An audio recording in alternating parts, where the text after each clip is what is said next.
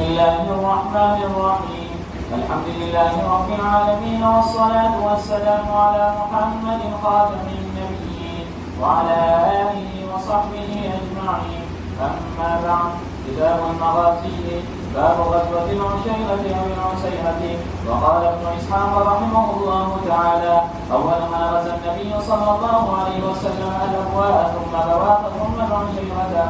وبالسند المتصل منا إلى الإمام الإمام الحافظ الحجة أمير المؤمنين في الحديث أبي عبد الله محمد بن إسماعيل بن إبراهيم البردي الجعفي البخاري رحمه الله تعالى قال: حدثني عبد الله بن محمد قال حدثنا وهب قال حدثنا شعبة عن أبي إسحاق: كنت إلى جنب زيد بن أرقم فقيل له: كم غزا النبي صلى الله عليه وسلم من غزوة؟ قال: 19. قيل: كم غزوت أنت معه؟ قال: 17.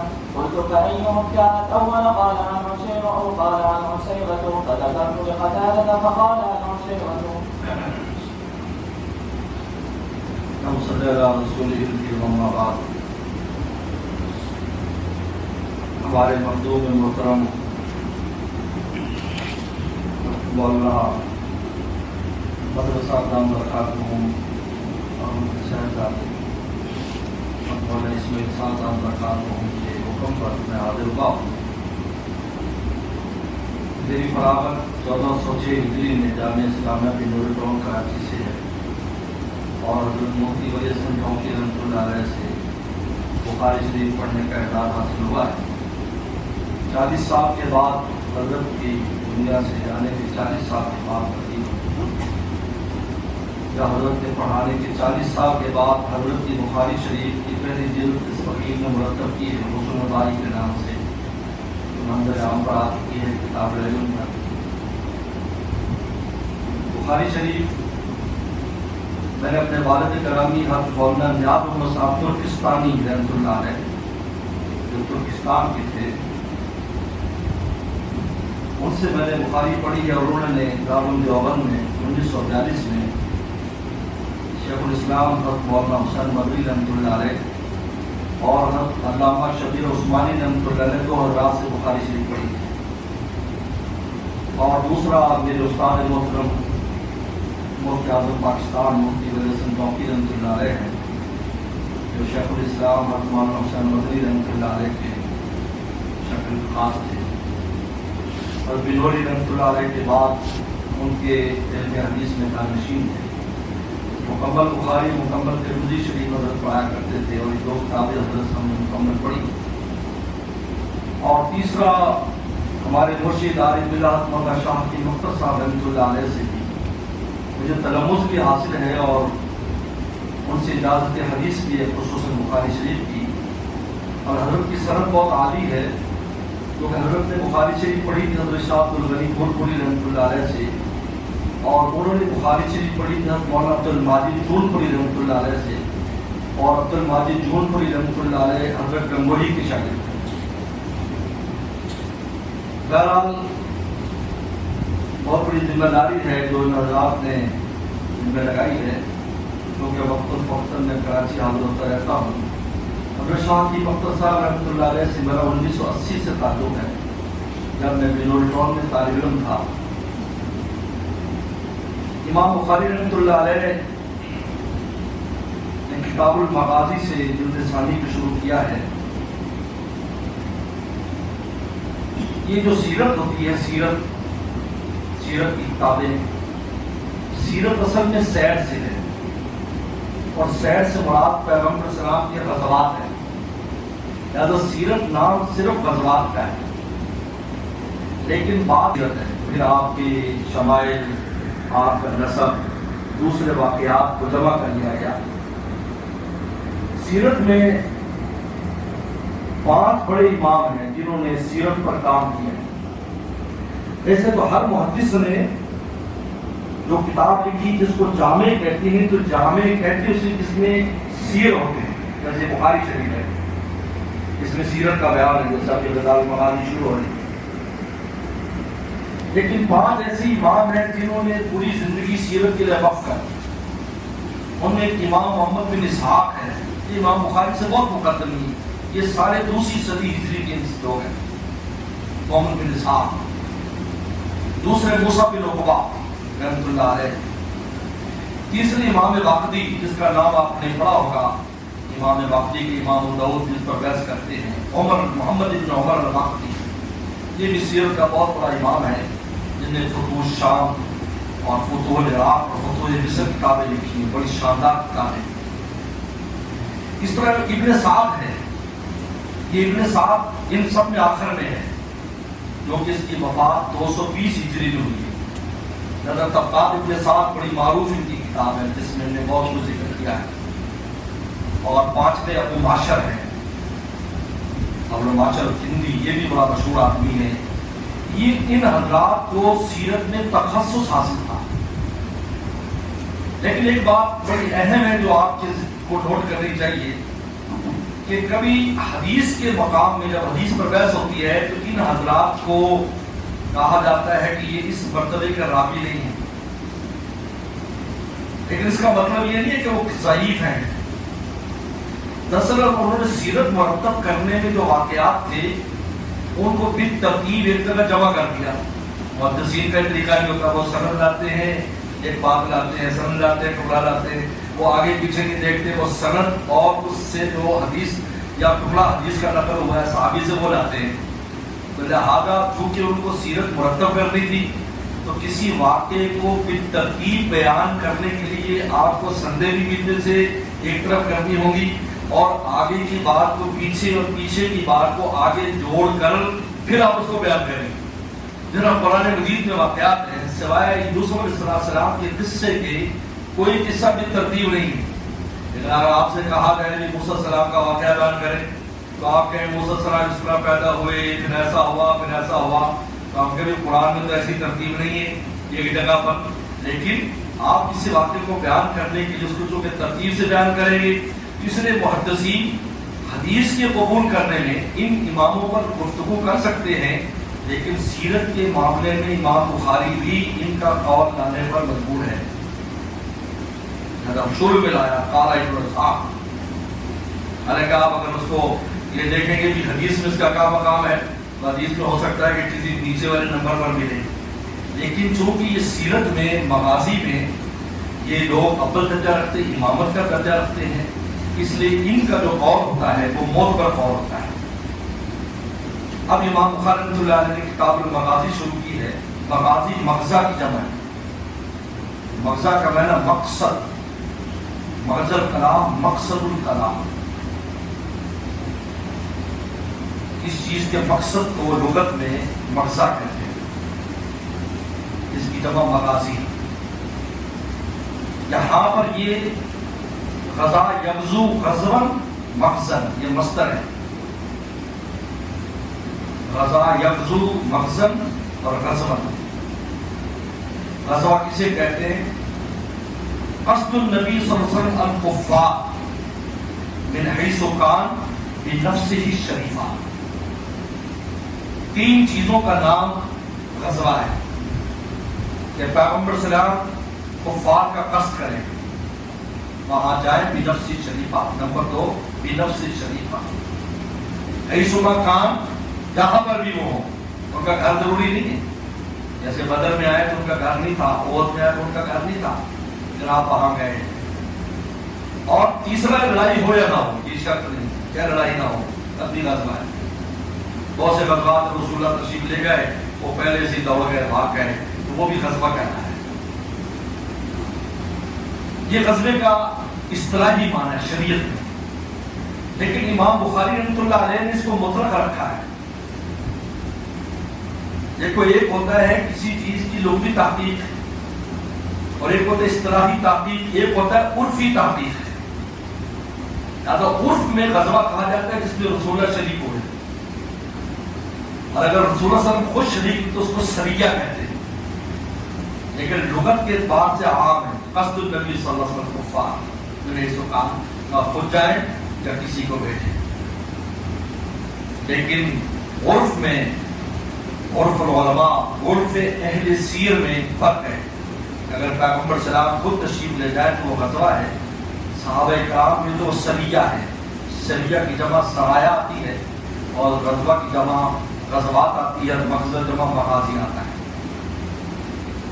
یہ تو اس کا لغوی اور اصطلاحی معنی ہے. لہٰذا بنفسی شریفہ خود تشریف لے جائیں، کئی صوبہ کان جہاں بھی کافر ہو، خواہ جنگ ہو یا نہ ہو، یہ جنگ ہونا تو ضروری نہیں. اس کے بعد امام بخاری کہتے ہیں باب غزوۃ العشیرہ اب العسیرہ، یا اور تشکیق کے لیے، جب اور تشکیق کے لیے تو یہاں کالا پڑے گا او کالا. امام بخاری کہتے ہیں کہ پہلا غزوہ جو ہے امام بخاری شروع کر رہے ہیں عشیرہ سے، جبکہ اہل سیرت کے ہاں اس سے پہلے 2 غزوے ہوئے. امام بخاری نے قال ابن اسحاق کہہ کر اس کو نقل کر دیا، ابلو ما غزوۃ الابواء ثم البواء ثم العشیرہ. یہ امام بخاری ان کا قول دار ہے. اس سے معلوم یہ ہوتا ہے کہ امام بخاری کا مقصد کچھ اور ہے. امام بخاری کا مقصد اول غزوہ بیان کرنا نہیں ہے، یہ بہت اہم بات ہے. یہاں اول غزوہ بیان کرنا نہیں ہے، کیونکہ اگر اول غزوہ ہوتا تو ابن اسحاق کا قول نہ لاتے. ابن اسحاق کا قول لانا دلیل ہے کہ امام بخاری کا مقصد کچھ اور ہے. اس مقصد کو حضرت شیخ زکریا رحمۃ اللہ علیہ نے لام الدراری نے نقل کیا ہے. وہ فرماتے ہیں دراصل امام بخاری بدر کو بیان کرنا چاہتے ہیں اور بدر کا مقدمہ غزوہ عشیرہ ہے، اس لیے اس کو لائے ہیں کیونکہ اس کی وجہ سے بدر ہوا ہے. ابھی میں تفصیل بیان کروں تو بدر کا مقدمہ جو ہے غزوہ بدر کا وہ عشیرہ ہے. تو امام بخاری چونکہ بدر سے شروع کرنا چاہتے ہیں، کیونکہ اسلام میں جو سب سے مایانات اور سب سے اونچا غزوہ جو ہوا تھا وہ بدر کا غزوہ ہوا. اس کا جو مقدمہ ہے وہ عشیرہ یا عسیرہ ہے. لیکن امام بخاری نے یہ بتانے کے لیے اول غزوہ کون سا تھا تو بتا دیا الابواء ثم البواء ثم العشیرہ. اب یہ غزوات کب شروع ہوئے ہیں؟ پیغمبر السلام نے ربیع الاول میں ہجرت فرمائی. ربیع الاول میں ہجرت فرمانے کے بعد 11 مہینے کے بعد یا 12 مہینے کے بعد سفر کی 12 تاریخ کو جہاد کی اجازت ہوگی. مکہ شریف میں جہاد کی اجازت نہیں، مدینہ شریف میں پہلے سال میں جہاد کی اجازت نہیں. 12 سفر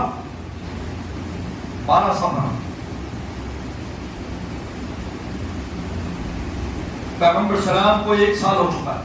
12 سفر کوئی آیت نازل ہوئی، اذن للذین یقاتلون بانہم ظلم، اجازت دے دی گئی ہے ان لوگوں کو جن سے لڑائی کی جاتی ہے، قتال کی.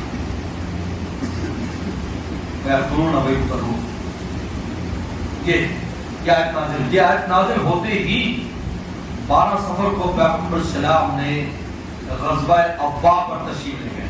12 سفر ابواء بو کی جمع ہے. بو اونٹ کی کھال میں بھس بھر دینے کو بو کہتے ہیں. اونٹ جو ہوتا ہے اس کی کھال میں بھس بھر دیتے ہیں. یہ قبیلہ کیا کرتا ہے کہ اونٹ مر جاتا یا وہ ذبح کرتے تو اس کی کھال میں گھس بھر کے اپنے دروازے پر ایک ڈیزائن بنا کر رکھ دیتے. جو گزرتا تو وہ کہتے ابا، تو قبیلہ اس نام سے مشہور ہو گیا.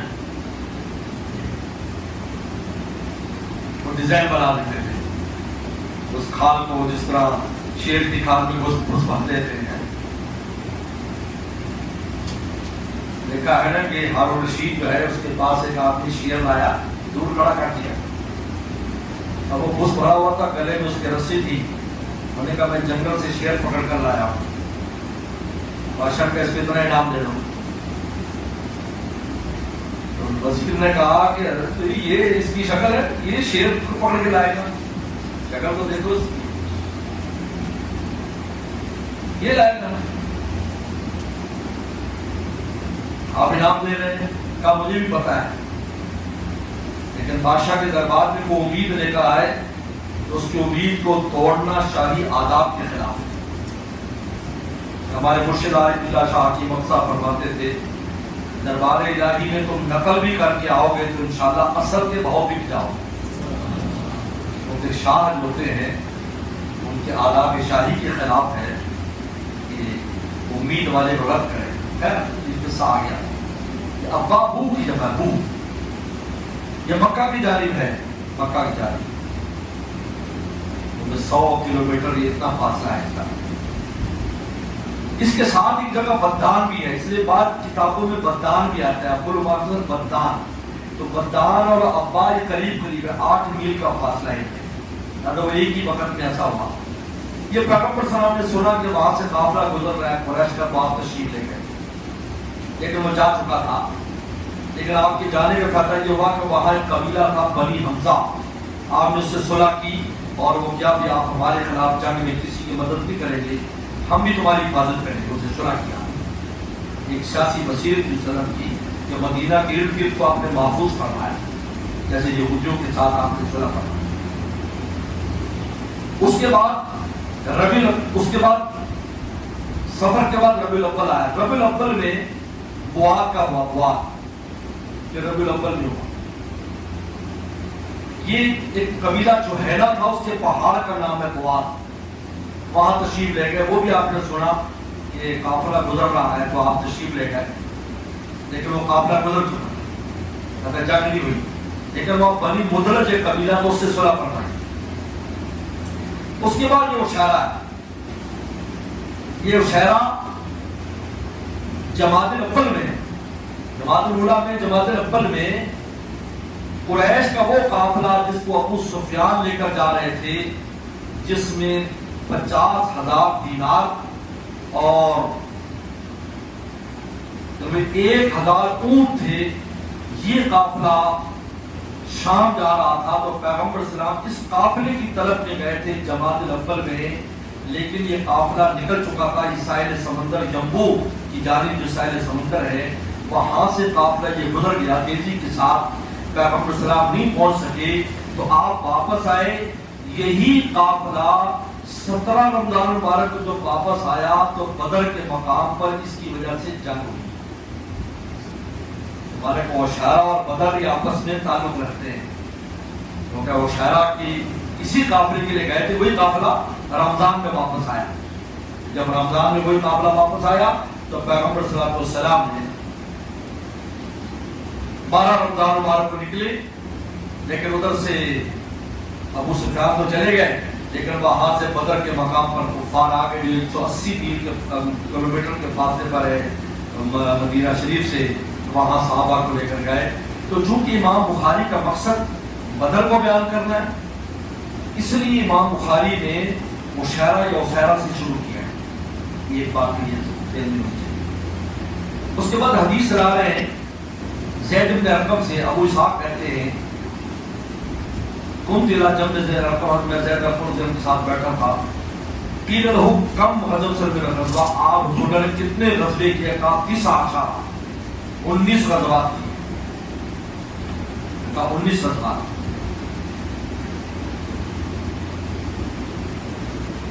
کم غزوۃ انت معہ، کہ آپ کتنوں میں آپ ساتھ تھے؟ قال 17، 17 میں ساتھ تھا. قلت وایل کان قبل، پہلے کون سا تھا؟ قال عشیر العشیرہ. ذکر دادا میں نے قتادہ بن دعامہ سدوسی، یہ تابعی ہے. یاد رکھو صحابہ میں کوئی قتادہ نہیں ہے اور تابعین میں کوئی ابو قتادہ نہیں ہے. ہم نے استادوں سے سنا، ہمارے ساتھ فرماتے ہیں جب بھی قتادہ آئے گا تابعی ہوگا. وہ قتادہ بن دعامہ سدوسی اور ابو قتادہ مشہور صحابی. تو تابعین میں ابو قتادہ نہیں ہے اور صحابہ میں قتادہ نہیں. اگر قتادہ آئے گا تو آپ سمجھ جائیں یہ قتادہ بن دعامہ سدوسی بڑے محدثین میں. ذکر تو قتادہ قال عشیرہ، انہوں نے نام کی تصریح کر کے عشیرہ لفظ عشیرہ نہیں. اب یہ زید بن ارقم کی روایت امام بخاری رحمۃ اللہ علیہ لا رہے ہیں کہ 19 غزوات ہوئے. یاد رکھو پیغمبر صلی اللہ علیہ وسلم نے کتنے غزوے کیے، کتنوں میں آپ خود تشریف لے گئے. تو اہل سیر کا اس پر اکثر کا اس پر اجماع ہے یا اتفاق ہے کہ پیغمبر صلی اللہ علیہ وسلم نے 27 غزوات کی. 27 میں 9 میں آپ لڑے اور 1 میں بندہ مارا ہے. لڑے 9 میں لیکن مارا 1 میں، وہ بدر میں امیہ بن خلف کو جو آگے جس کا ذکر آ ہے. باقی بھی آپ لڑے نہیں، آپ کھڑے رہے، تشریف فرما رہے صحابہ اکرام نے جنگ کی، لیکن آپ خود تشریف لے کر 27 غزوات. اب اس کے بارے میں 7 اقوال ہیں جن کا یاد رکھنا بہت آسان ہے. فارمولہ آپ کو بتا رہا ہوں، بہت آسان ہے یاد رکھنا. 19 سے 27 تک ہر عدد ہے سوائے 2 کے 20 اور 23 چھوڑ دو. 20 اور 23 یہ نکال دو، یہ کسی کا قول نہیں. 19 سے 27 تو 19 21 22 24 25 26 27 سارے اقوال یاد ہو گئے ماشاءاللہ. ہو گئے یاد ہے؟ 2 چھوڑ دو. 19 سے 27 تک جاؤ، 2 چھوڑ، اس پہ کسی کا قول نہیں. 20 اور 23 کسی کا قول نہیں. باقی اہل سیر میں جیسے یہاں 19 رضوات کا ذکر ہے، بعد نے 21 کہا ہے، بعد نے 22 کہا ہے، بعد نے 24 کہا ہے، بعد نے 25 کہا ہے، بعد نے 26 کہا، بعد نے 27 کہا ہے. یہ اختلاف کیوں ہے؟ اس کی تطبیق کیا ہے؟ بہت آسان ہے. یہ بالکل ایسی ہے جیسے کتاب الایمان میں آپ لوگ پڑھ لیے ہیں یا پڑھو گے کہ تعداد شعبوں میں، ایمانی شعبوں میں اختلاف ہے. تو اللہ کے ابن حضرت اسقلانی نے اس کا حل یہ بتایا کہ اصل میں ادماج اور افراز کا فرق ہے. ادماج اور افراز. ادماج کا مطلب ہے کہ بات کو بعد میں اکٹھا کر دو تو عدد کم ہو جائے گا. افراز کا مطلب ہر ایک پلک بیان کرو تو عدد بڑھ جائے گا. صحیح ہے. اب اصل میں ہو کہ غزوات میں جو قریب قریب تھے، جیسے پیغمبر سلام نے فتح مکہ کے بعد 3 غزوے کی. آپ نے حنین کا غزوہ کیا، اوطاس کا غزوہ کیا، غزوہ طائف کیا. 3 غزوہ ہمیں آگے ذکر آئے گا. لیکن بعض محدثین نے ایک شمار کیا غزوہ حنین اور اسی کے ذکر میں فیہ اوطاس وفیہ طائف. تو 3 کتنے بن گئے؟ 1 تعداد کم ہو گئی. تو لہذا جہاں تعداد کم ہے وہ ادماج ہے. ایک ہی سفر میں اگر 2 لڑائیاں ہوئی تو اس کو 1 شمار کیا، اور جس نے کہا الگ الگ لڑائی ہوئی تو 2 ہو جاتے ہیں. لیکن صحیح اگر سب غزوات کو الگ الگ کر کے بیان کیا جائے تو اس کی تعداد 27 بنتی ہے، جس میں پیغمبر اسلام نے 9 میں خود لڑائی بھی فرمائی ہے اور 1 میں آپ نے آدمی کو مارا ہے جو اپنے آپ کو ٹھکرا رہا ہے. اب یہ جو زید بن ارقم ہے، یہ جو کہہ رہے ہیں عشیرہ سے، تو ہو سکتا ہے یہ عشیرہ میں یہ پہلے اسی میں شریک ہو، پہلے 2 غزووں میں شریک نہ ہوئے، اس لیے ان کا انہوں نے ذکر نہیں کیا، کیونکہ جس سے یہ شریک ہوئے اسی کا اس کا بیان انہوں نے کیا ہے. تو اس لیے جو زید بن ارقم کا قول ہے یہ اس بات پر نص نہیں ہے کہ عشیرہ اول ہے. وہ اپنی شرکت کا بتلا رہے ہیں کہ گویا کہ میری شرکت عشیرہ سے تھی، پہلے 2 میں چونکہ نہیں تھے اس لیے انہوں نے 1917 کہا. 19 سے لے کے پہلے 2 17 میں ملائیں گے تو کتنے ہو جائیں گے؟ 1900. اس لیے اس میں کوئی اختلاف نہیں. ایک بات ہمیشہ یاد رکھیں، محدثین نے کہا کہ عدد کا جو اختلاف ہے لا یعبأ بہ، اس کی کوئی اہمیت نہیں ہے.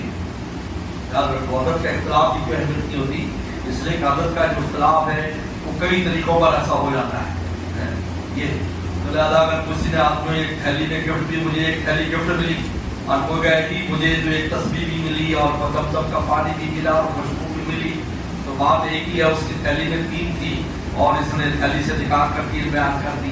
عدد کا اختلاف، اس کے اختلاف کو کوئی اہمیت نہیں ہوا کرتی، یہ جو حدیث میں آتا ہے. بہرحال اب آگے اب دیکھو یہ جو میں نے پہلے شروع بات کی شیخ فقیر رحمہ اللہ کی کہ باب ذکر النبی صلی اللہ علیہ وسلم من یقتل ببدر. دیکھو فوراً بدر لے آیا ہے کہ بدر میں کون قتل ہوگا. پیغمبر صلی اللہ علیہ وسلم نے پہلے سے اس کے بارے میں بیان کر دیا. تو یہ حدثنا عثمان قال شعيب مسلم قال ابراهيم بن يوسف عن ابي قال اسحاق قال حدثني ابو الميمون بن مسلم بن مسعود رضي الله تعالى عنه حدث عن سعد بن معاذ بن قال صديق امية الخلق. اسعد بن معاذ امية الخلق کے دوست تھے. وقال امية اذا بنا في المدينه نزل على اصحاب، یہ جب آتے تو حضرت سعد بن معاذ اور سعد بن معاذ اور سعد بن جو ہے ابی وقاص اور سعد بن عبادہ، یہ 3 لفظ سعد ہیں. تو سعد بن جو معاذ ہیں یہ قبیلے اوس کے سردار ہیں، اور سعد بن ابی وقاص پیغمبر السلام کے ماموں ہے، رشتے میں ماموں. انہوں نے حضرت آپ نے ان کے ساتھ دودھ پیا ہے. زیادہ یہ رشتے مامو سعد بن ابی وقاص یہ مامو لگتے ہیں، اور جو سعد بن عبادہ ہیں یہ قبیلہ خضر کے سردار ہیں جن کو جنات نے بیت الخلاء میں قتل کر دیا تھا، اور اس کا وہ شعر بھی قتلنا سید الخضر نصاب بن عبادہ ربنا بسہمین فلم نقطہ عبادہ، یہ اشعار بھی ان کے جنات کے اشعار بھی ہیں۔ اس کے بعد پیغمبر صلی اللہ علیہ وسلم کو تاکید فرمائی کہ جب تم بیت الخلاء میں جاؤ تو دعا پڑھ اللہ مجھے اور مسلم قبائل پر۔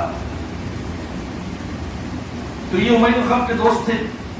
وقال سید عمر مکہ رضی اللہ عنہ، جب یہ مکہ جاتے تو یہ بھی امیہ کے پاس ٹھہرتے۔ فلما قدم سر مدینہ ان دو سال معتمرا، جب پیغمبر مدینہ تشریف لائے حضرت سعد عمرے کے لیے تشریف لے گئے۔ فنظر امیہ بمکہ، مکہ میں امیہ کے پاس ٹھہرے۔ قال امیہ انظر لی ساعت خلوت، ایسے گھڑی دیکھو جس میں کوئی بھی نہ ہو، لعلی اتوب البیت، تاکہ بیت اللہ کا طواف ہوں، کیونکہ جانتے تھے یہ خطرات ہیں، ان کے جب کچھ خالی ہو مطاف مجھے بتانا اس میں جاؤں۔ فخرج بھی کریم نصف النہار، نصف نہار میں لے گئے، کیونکہ دوپہر کا وقت ہے، گرمی ہوتی ہے تو گرمی میں ہر ایک اپنے گھروں میں ہوتا ہے۔ فلقی ابو جہل، اب دیکھو ابو جہل مل گیا، سب سے بڑا خناس مل گیا رستے سے۔ قال یا ابا صفوان، یہ امر بن خلف کا کی کنیت ہے، ابو سفیان، من ھذا، آگے کون ہے یہ رام باتیں کون ہے؟ قال ھذا سعد، کہ یہ سعد ہے۔ قال وجل الا اراک تطوف بالمکہ آمنا، یہ مکہ کا طواف امن و امان کے ساتھ کرے کیسے ہو سکتا ہے؟ وقت آبیت السوادا، تم نے صابیوں کو جگہ دی، صابی کیونکہ مسلمانوں کو صابی کہتے ہیں، صابی کہتے ہیں جو اپنے مسلک کو چھوڑ کر دوسرے مسلک میں چلا جائے، دوسرے دین میں۔ انہوں نے تو صابیوں کو جگہ دی، ان کو ٹھکانہ دیا، یعنی صحابہ کرام رسول اللہ کو یہ امن کے ساتھ یہاں طواف کرے نہیں ہو سکتا۔ وَزَعَمْتُمْ أَنَّ تَنْصُرُونَهُ وَتُعِينُونَهُ، اور تمہارا گمان بھی ہے کہ تم ان کی مدد بھی کرو گے اور نصرت بھی کرو گے، یہ بھی آگے سے کہتے ہو کہ کوئی آئے گا تو ہم ہمارے پیٹے گے۔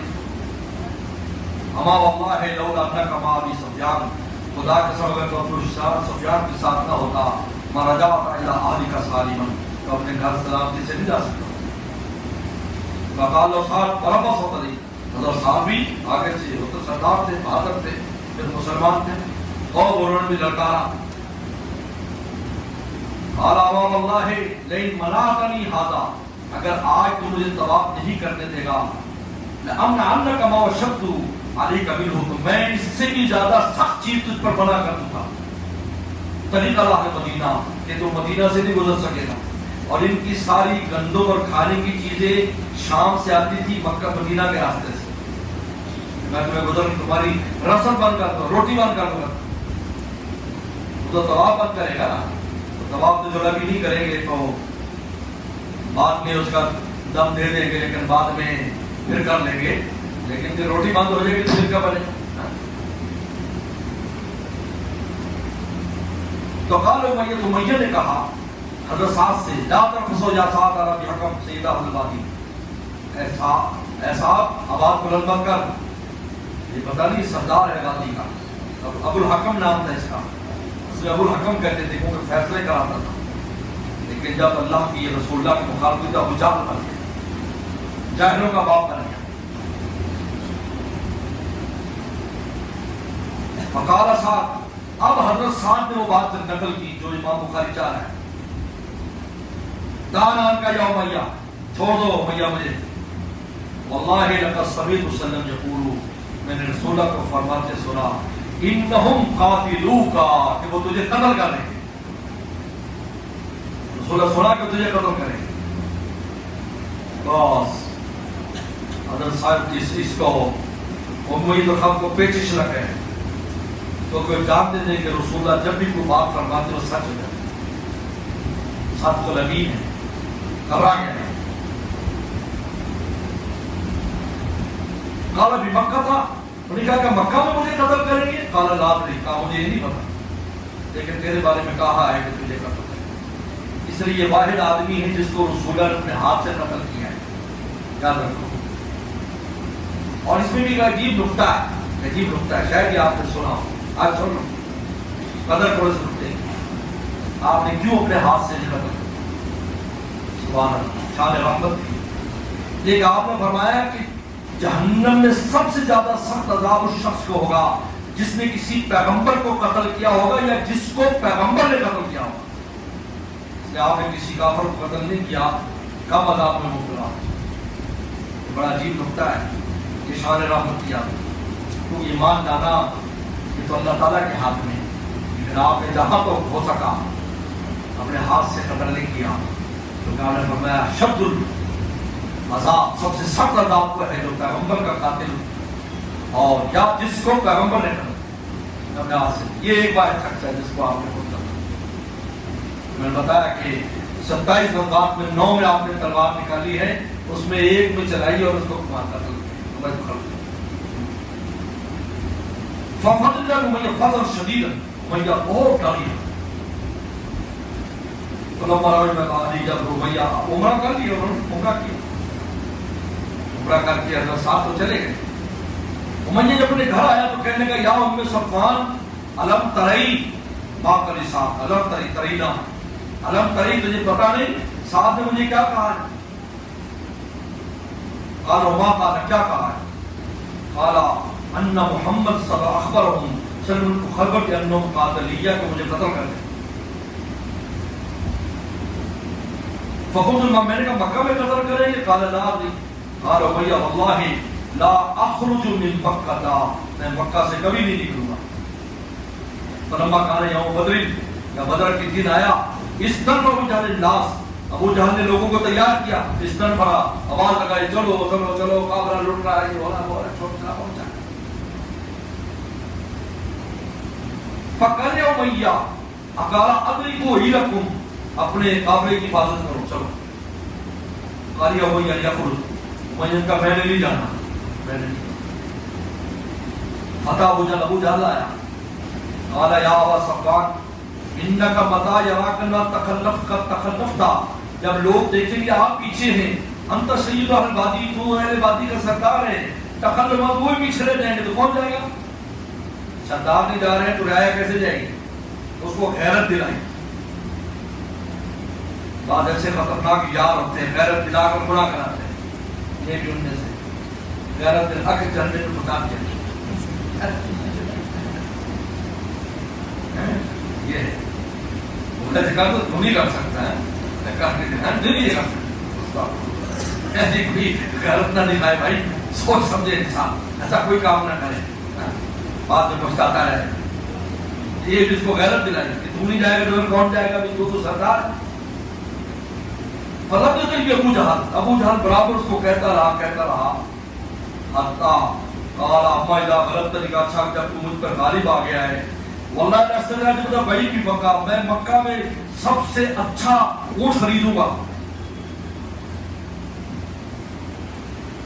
ثم قال امیہ یا ام صفوان جہزینی، ام صفوان اپنی بیگم سے کہا میری تیاری کرا، جا رہا ہوں، کچھ نہ کچھ تیاری کرا. تو فوراً اس نے کہا،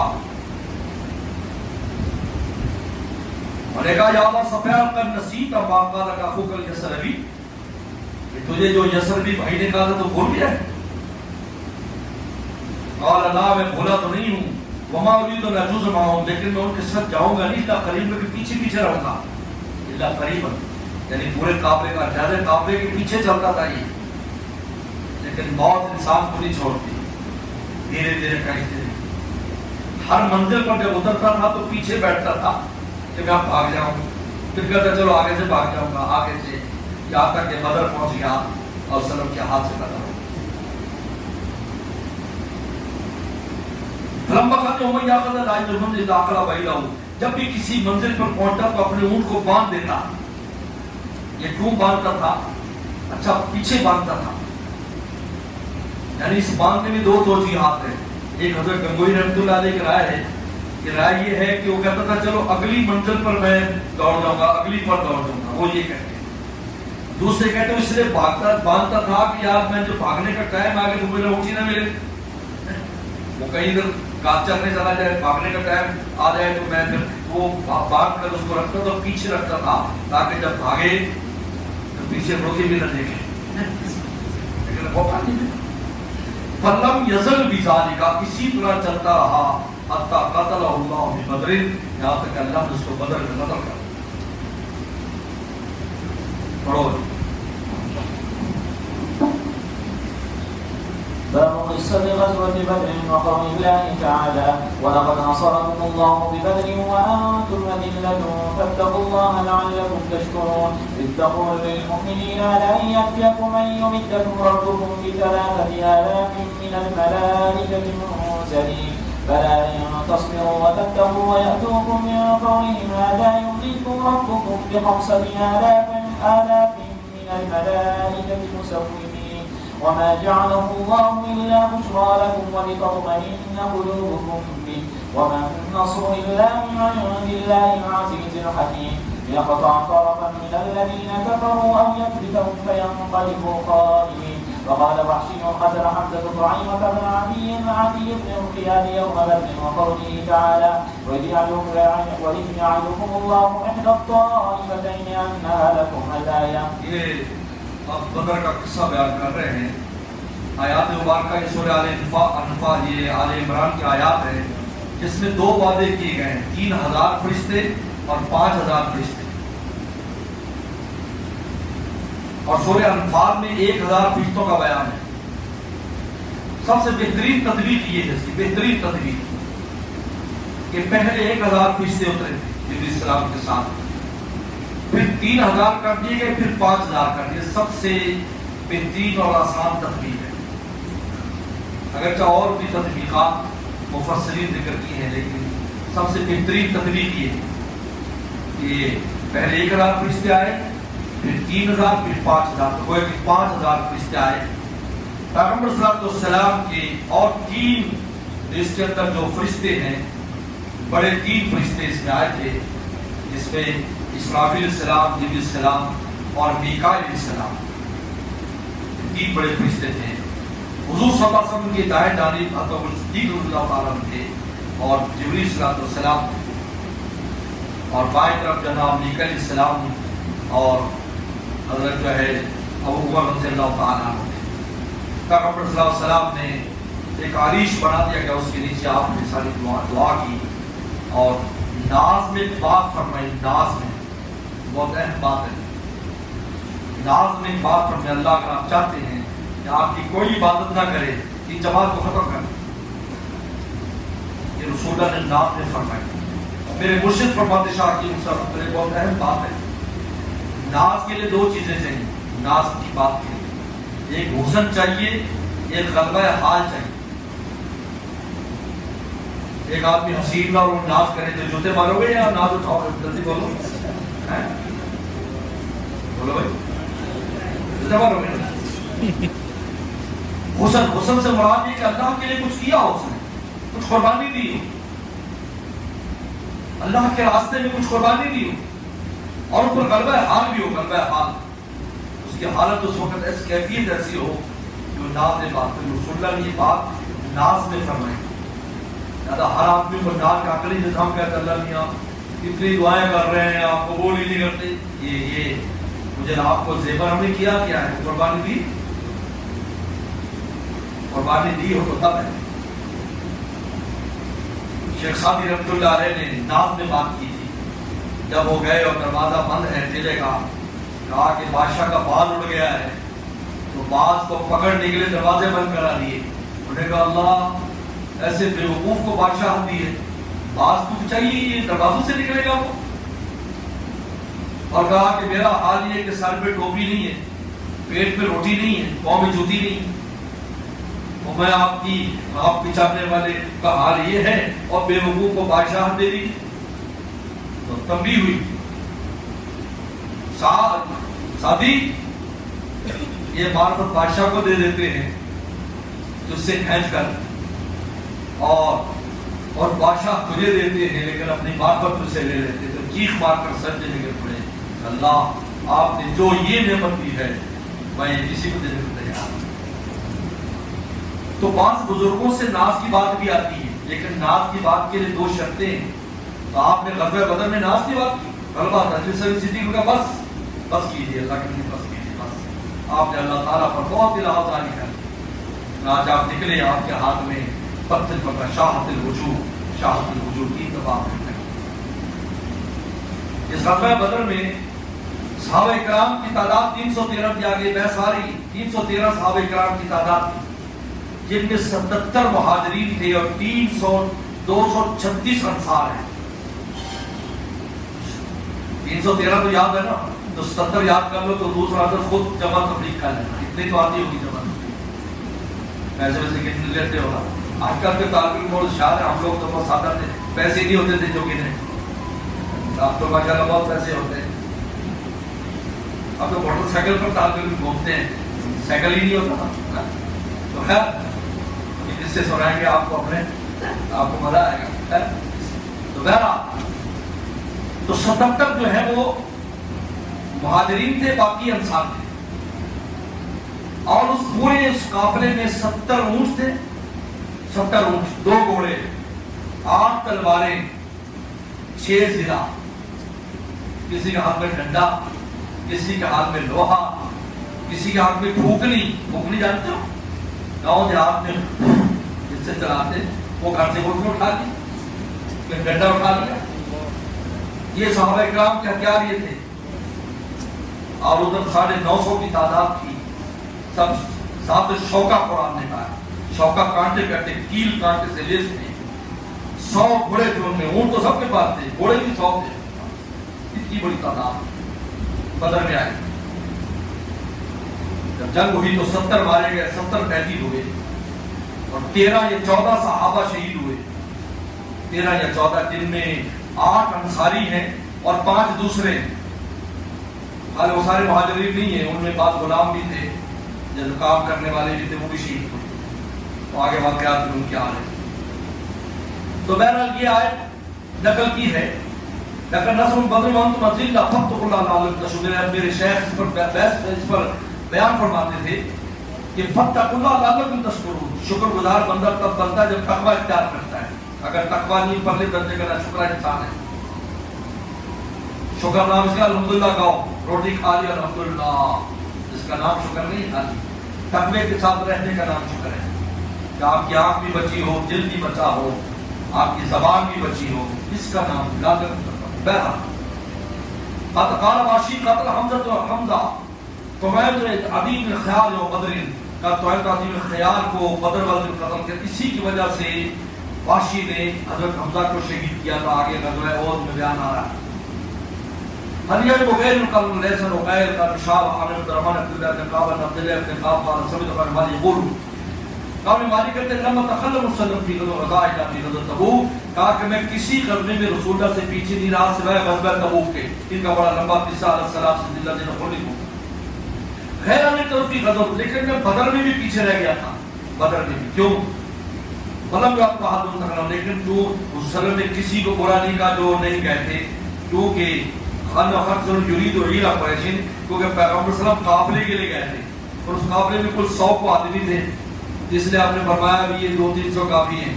وہ تو جا کر جنگ اللہ نے وہاں کرا دی, بغیر بہار جنگ کرا دی. اور عجیب بات ہے کہ وہاں پر عجیب و غریب چیزیں ہوئی کہ ان کو مسلمان زیادہ نظر آ رہے تھے, پہلے کم نظر آ رہے تھے, اور ان کو کفار کم نظر آ رہے تھے, پھر ان کو مسلمان زیادہ نظر آئے.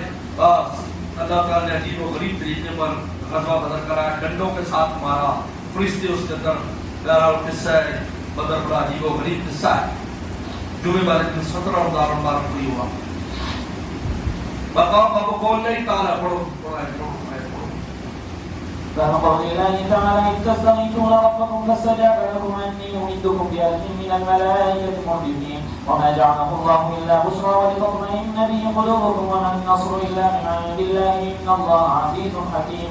إذ يغشاكم النعاس أمنة منه وينزل عليكم من السماء ماء ليطهركم به ويذهب عنكم رجز الشيطان وليربط على قلوبكم ويثبت به الأقدام. إذ يوحي ربك إلى الملائكة أني معكم فثبتوا الذين آمنوا سألقي في قلوب الذين كفروا الرعب فاضربوا فوق الأعناق واضربوا منهم كل بنان ذلك بأنهم شاقوا الله ورسوله ومن يشاقق الله ورسوله فإن الله شديد العقاب. السلام علیکم قال اسماعیل بخاری مطابق شاہ قال سبت بن مسعود بن ربی يقول شیخ مقداد ابن اسود مشهدا کہا کہ میں نے مقداد اسود کا وہ معاملہ دیکھا ہے، لنکون صاحب حق المغربی، کاش کہ میں وہ بات کرنے والا ہوتا تو میرے نزدیک کسی شے کے برابر وہ بات نہیں تھی۔ اتى النبی صلی اللہ علیہ وسلم کے پاس آیا وہ یبو المشرکین، یا اتى النبی صلی اللہ علیہ وسلم تشریف لائے وہ ید المشرکین، ہاں اتى النبی صلی اللہ علیہ وسلم کے پاس آئے اور وہ حضور صلی اللہ علیہ وسلم مشرکین کے خلاف بلا رہے تھے۔ یہ یدو سے مراد بددعا نہیں ہے، مشرکین کے خلاف لوگوں کو بلا رہے تھے، آؤ بھائی میرے ساتھ چلو۔ فقال لا نقول كما قال قوم موسیٰ، کہا کہ اللہ کے نبی ہم قوم موسیٰ کی طرح نہیں ہیں۔ فَذَبَنْتَ رَبُّكَ فَقَاتِلَ إِنَّا هَاهُنَا قَاعِدُونَ، تو اور تیرا رب جا کے لڑے، ہم یہاں پر ہیں، ایسا نہیں۔ وَلَكِنَّا نُقَاتِلُ بِيَمِينِكَ وَعَنْ شِمَالِكَ، ہم آپ کے دائیں بھی لڑیں گے، بائیں بھی لڑیں گے، بین یدیک وخلفک، آگے بھی لڑیں گے، پیچھے بھی لڑیں گے۔ فَرَأَيْتُ الرَّسُولَ أَشْرَقَ وَجْهُهُ وَسَرَّهُ، دیکھو وسلم کا چہرہ چمکنے لگا۔ اصل میں انصار کے ساتھ رسول نے طے کیا تھا کہ میں جنگ کے لیے تمہیں مدینہ سے باہر نہیں لے جاؤں گا، اب غزوہ بدر جو ہو رہا ہے اس کے لیے باہر جانا پڑ رہا ہے۔ تو پیغمبر اسلام نے ان کی رائے لینے کے لیے صحابہ کو جمع کیا، تو پھر مقداد بن اسود نے یہ کہا کہ ہم قوم موسیٰ کی طرح نہیں ہیں جن میں کہا تھا کہ آپ اپنا رب جا کے لڑ لیں، بلکہ ہم آپ کے ساتھ لڑیں گے۔ دست و دست دریا بھی نہ چھوڑے ہم نے، بہر ظلمات میں دوڑا یہ گھوڑے ہم آپ کے ساتھ لڑیں گے، دائیں بائیں لڑیں گے آپ کے۔ ایزا بنتا اور ابو کا فقاتلا انا معکما مقاتلون، ہم بھی ساتھ لڑیں گے۔ آپ خوش ہو گئے۔ پیغمبر صلی اللہ علیہ وسلم جب خوش ہوتے تھے آپ کے چہرے سے ایسے انوارات نکلتے تھے جیسے سورج چمک رہا ہے، کسی کی نظر نہیں ٹکتی تھی آپ کے چہرے۔ تو فرمایا یہ قوم نے کہا، تو رسول کہتے کاش میں یہ بات کرتا تو میرے نزدیک کسی چیز کے برابر یہ نہیں تھی کہ اس وقت کا رسولہ خوش کر دیا۔ حضرت محمد عبداللہ کا خوش قال عبداللہ بن خادم قرآن عباس کو قال قال سیوب اللہ انشد قال وعدک، اللہ میں آپ کو قسم دیتا ہوں آپ کے عہد کی اور وعدے کی، اللہ من شئت لم تعبد، اگر آپ چاہتے ہیں آپ کی عبادت نہ ہو اس کو ختم کر دیے، وہ ناز کی بات ہے۔ اخذ وہ دیگر دیا آپ نے، اور صدیق نے آپ کا ہاتھ پکڑ لیا، پر حسبک، فرمایا بس کافی۔ فخرج یقول سیہزم یولون الدبر، آپ نے فرمایا یہ آیت پڑھ دیا ہے کہ یہ جمع شکست کھا جائے گی جو مجمع ہے اور یہ پیٹ پھیر کر بھگے گا۔ انا ابن موسیٰ قال اخبرنا هشام بن جريح قال اخبرني عبد الكريم بن صبيح بن مولى عبد الله بن حارث حدثنا ابن عباس قال رسول يقول لا يشتر قائد المؤمنين عن بدر والخاتم الى بدر، یہ جو آیت اس آیت کے بارے میں تفسیر کر رہے ہیں عباس کیا معلوم ہے، عبد عباس کو مفسر قرآن ہے کہ یہ آیت کس موقع پر نازل ہوئی، تو وہ کہتے ہیں یہ بدر میں نازل ہوئی، یہ بدر میں جانے والے اور نہ جانے والے برابر نہیں ہیں۔ لیکن دوسرے مفسرین اور صحابہ کہتے ہیں یہ آیت عام ہے، ہر غزوے میں جانے والے اور نہ جانے والے برابر نہیں ہو سکتے، عام، یہ آیت عام ہے۔ لیکن آپ کو پتہ ہے تفسیر کے فن میں جو ایک آیت ہوتی ہے وہ تمام اپنے مندرجات اور واقعات میں اس کو شامل، اس میں بھی اتری ہے، اس میں بھی اتری، اس میں بھی اتری۔ جیسے آج کوئی چوری کر لے اور آپ کے ابھی تیرے بارے میں آیت اتری ہے کہ اس کا ہاتھ کاٹو، ابھی تو نہیں نازل ہوئی، یعنی وہ اس میں شامل ہے۔ یہ تفسیر کا ایک طریقہ ہے جو تفسیر میں کہا جائے نظر فی قضا، نظر فی قضا، تو یہ بھی اسی طرح ہے کہ آیت عام ہے، لیکن جو صبح کے بدر میں بھی جو گئے اور جو نہیں گئے ان کے درجہ پر برابر نہیں، اس کو بیان کیا۔ چلو پڑھو آگے اس کی تعداد کا بیان ہے۔ اچھا آج روٹی نہیں ملے گی، عشاء کے بعد ملے گی۔ باب عدة أصحاب بدر وبه قال حدثنا مسلم قال حدثنا شعبة عن أبي إسحاق بن البراء رضي الله عنه قال للقسطس صغرت أنا وابن عمر، میں اور ابن عمر کو بچہ قرار دے کر رسول اللہ بدر میں نہیں لے گئے۔ چلو قال وحدثني محمود قال حدثنا وهب عن شعبة عن أبي إسحاق بن البراء رضي الله عنه قال استصغرت أنا وابن عمر يوم بدر وكان المهاجرون يوم بدر نيفا على 60 وكان والأنصار نيف و400 و100. وبه قال حدثنا عمرو بن خالد قال حدثنا زهير قال حدثنا ابو اسحاق قال سمعت البراء يقول حدثني اصحاب محمد صلى الله عليه وسلم من شهد بدرا انهم كانوا عده اصحاب طالوت الذين جازوا معه ان ربيعه عاشر و300. اصحاب طالوت کی جتنی تعداد تھی 313 اور 30 صحابہ کی تعداد ہے. ہاں جی. قال البراء لا والله ما جاوز معهم النهر الا مؤمن. یعنی جو بھی نہر سے بازو مومن تھے، مراد یہ ہے کہ بدر میں جانے والے سارے مومن لوگ تھے. اس کا یہ مطلب نہیں کہ دوسرے غیر مومن تھے. مراد ہے کہ منافق کوئی نہیں گیا اس میں، ورنہ جیسے بہت میں منافق گیا اس میں گئے اور چاہے واپس آ گئے، لیکن اس میں جو جانے والے وہ مومن ہی لوگ تھے. تو ان کے ایمان کی بات ہے، اس سے دوسروں کی نفی نہیں ہوتی. یاد رکھو یہ مراد ہے. چلو. وبه قال حدثنا عبد الله بن رجاء قال حدثنا اسرائيل عن ابي اسحاق عن البراء رضي الله عنه قال كنا اصحاب محمد صلى الله عليه وسلم نتحدث ان عده اصحاب بدر على عده اصحاب طالوت الذين جاوزوا معه النهر ولم يجاوز معه الا مؤمن ب12 و300. وبه قال حدثني عبد الله بن ابي شيبه قال حدثنا يحيى عن سفيان عن ابي اسحاق عن البراء رضي الله عنه قال وحدثنا محمد بن كثير قال اخبرنا سفيان عن ابي اسحاق عن البراء رضي الله عنه قال كنا نتحدث ان اصحاب بدر 300 و14 بعدة أصحاب طالوت الذين جاوزوا معه النهر وما جاوزوا معه إلا مؤمنون. رانا پوری کی مغازی پر کتاب ہے. ہمارے مفتی حسن چوکی رحمۃ اللہ نے ہم سب سے کہا تھا، ہم نے وہ کتاب پڑھی تھی اور اس میں غزوات کو پڑھا. عبدالروف حکیم عبدالروف رانا مغازی پر کتاب ہے، اردو میں ہے، لیکن بہت اس سے زیادہ جامع کوئی کتاب اردو میں نہیں جو غزوات کے بارے میں. آپ کوشش کریں اس میں مطالعہ کریں، سیرت کا مطالعہ کریں. اس میں آپ کا ایمان بھی بڑھے، علاوہ علم کے بہت سی چیزوں کی جس سے آپ کو انشاءاللہ ایمان میں جلا پیدا ہو. آپ ضرور جانا